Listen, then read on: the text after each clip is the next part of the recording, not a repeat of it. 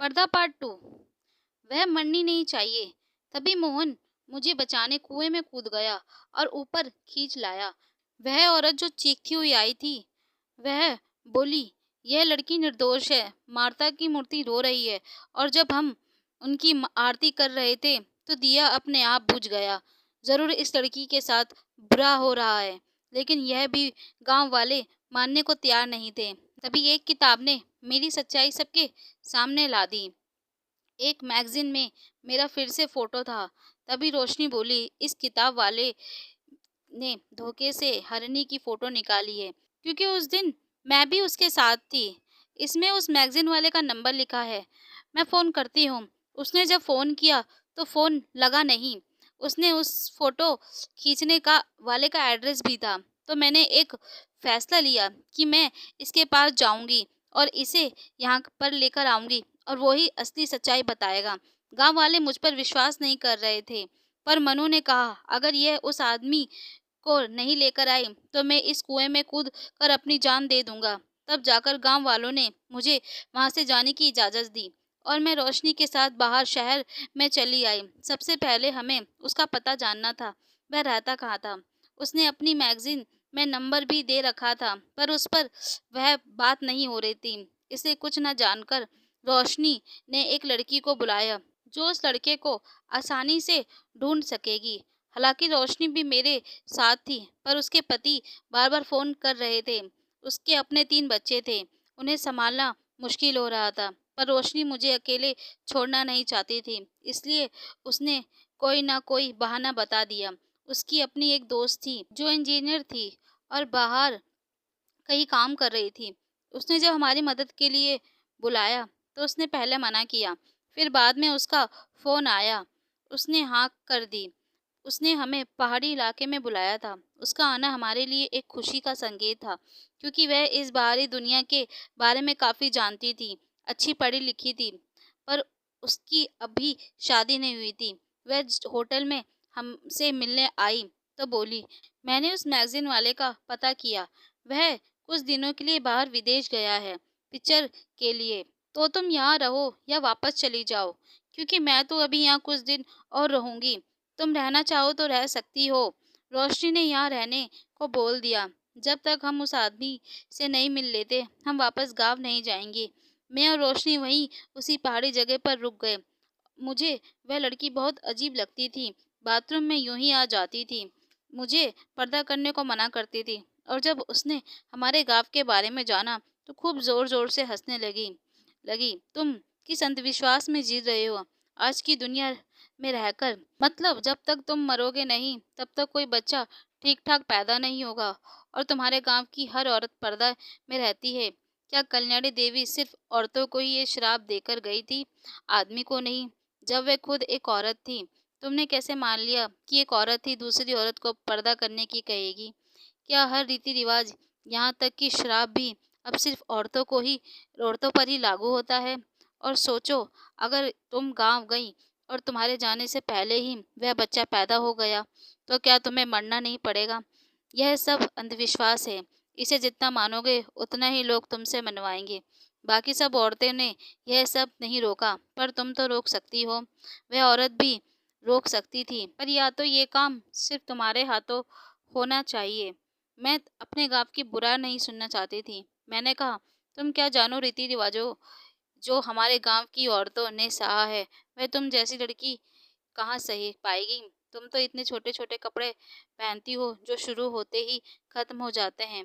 कल्याणी देवी का सच सच में हमारे गांव पर श्राप है। फिर वे दोबारा हंसते हुए बोली, तो ये क्या श्राप सिर्फ औरतों के लिए है, आदमियों के लिए नहीं? वह क्या कहकर मरी थी कि औरत ही सती होगी, आदमी नहीं? ये बात उसकी उसकी मुझे थोड़ी अटपटी लगी और मैं उससे गुस्सा होकर बाहर आ गई। उसकी बातों ने मुझे सोचने पर मजबूर कर दिया था। क्या हर बार औरत को ही निशाना बनाया जाता है? अगर एक औरत ने पर्दा किया तो क्यों बाकी औरतों ने सवाल नहीं किए? क्या वह लड़की जो कुछ कह रही थी वह सब ठीक था?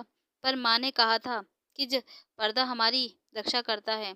माँ तो झूठ नहीं कहेगी, वह ठीक बोल रही होंगी। उस लड़की की बातें बहुत खुले विचारों वाली थी। उसने हमें बाहर घूमने के लिए प्लान बनाया। बोली, अभी 3 दिन है हमारे पास, चलो अपनी ज़िंदगी जिए। उसने कार मंगवाई और हम घूमने चले गए। लेकिन वहाँ भी उस लड़की को चैन नहीं था। बीच रास्ते में कुछ लड़के से उसकी मुलाकात हुई जो उसे गाड़ी के लिए उकसा रहे थे, रेस लगाने के लिए। वह भी उनके खेल में शामिल हो गई। गाड़ी बहुत तेजी से भागाने लगी और मैं बहुत घबरा गई थी। फिर उसने इतनी तेजी से गाड़ी चलाई कि उन लड़कों को पीछे छोड़ दिया। जब गाड़ी रुकी तो मुझे बहुत उल्टियाँ हुई। मैंने बड़ी मुश्किल से खुद को संभाला और गुस्से में उस पर बरसने लगी। तुम पागल हो, पागल तो नहीं हो, सिर्फ अपने बारे में ही सोचती हो। हम भी थे उस गाड़ी में। तो वह बड़े आराम से कहने लगी, उन लड़कों को हराकर बहुत मजा आया। हर बार मुझे उनसे कम समझा जाता था। आज मैंने अपने आप को प्रूव किया कि मैं किसी से कम नहीं हूँ। और सॉरी, तुम्हें भी इस रास्ते का हिस्सा बना लिया। मेरा गुस्सा थोड़ा शांत हुआ और मैंने उससे माफ़ी मांगी और कुछ सोचते सोचते मैं अकेले थोड़ी दूर निकल आई।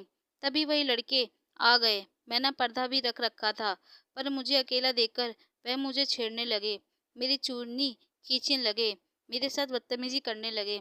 मैंने जैसे ही चीखना शुरू किया तो आसपास के लोगों ने मुझे उनसे बचाया और वे वहां से भाग गए। यह यहाँ पर क्या हो रहा था मेरे साथ? माँ ने तो कहा था यह पर्दा हमारी रक्षा करता है, फिर इसने आज हमारी जान क्यों नहीं बचाई? क्या माँ झूठ बोल रही थी? मैं अपने आप से ही सवाल करने लगी। क्या वाकई में यह लड़की ठीक बोल रही थी? यह पर्दा जो है केवल अंधविश्वास है। उस दिन मैंने इस अंधविश्वास को खत्म कर दिया और अपने गांव वालों को मैं कैसे समझाऊंगी? मैंने पूरे 4 दिनों में अपनी ज़िंदगी इतनी जी जितनी कि मैंने अपने गांव में नहीं जी थी।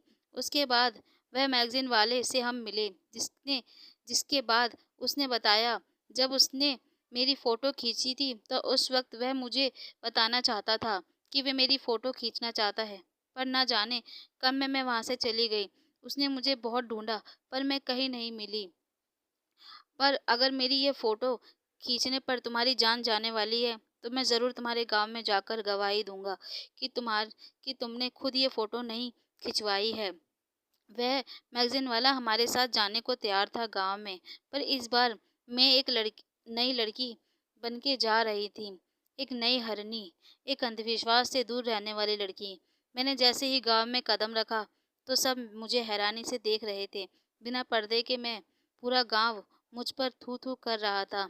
पर जब मैंने इस अंधविश्वास की बातें कही थी तो हमें इस अंधविश्वास में आके जो औरतों पर अपनी अन्याय कर रहे हैं, अब इसे हमें ख़त्म ही करना होगा। ना तो मैं कोई पर्दा करूँगी और ना ही अभी किसी और औरत को करने दूँगी।